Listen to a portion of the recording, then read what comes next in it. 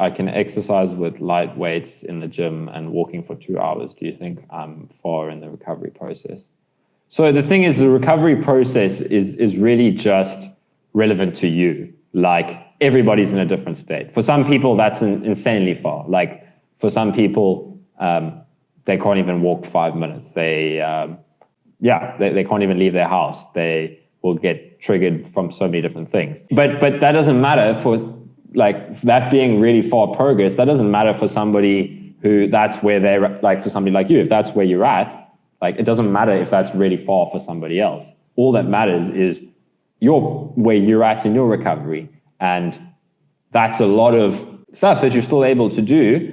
And then if that brings on symptoms, then do those things and then do the work of feeling into the flare-ups. So it's a very personal thing of, like, that's why if I'm working one-on-one with somebody, it just matters where they're at, what they're focusing on, and what their triggers are and what they need to work on. Like, it doesn't matter. There's no, okay, you're in this stage, this person's in that stage, I'm in this stage. It's not like that. So yeah, do the exercise that feels relevant to you, push your boundaries in the way that feels relevant to you, and then work with the symptoms that come up that are triggered by, like the things that trigger the symptoms for you. And then that's the key, is what do you do when the symptoms are there, when the flare-up is there?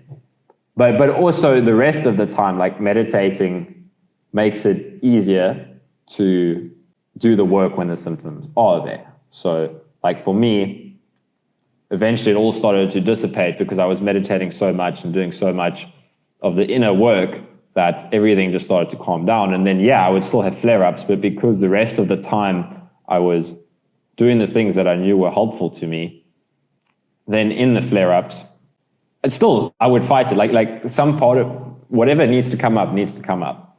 That's why I always say, like, the work you need to do is right here every single moment. Like, whatever is coming up, that's what you need to face.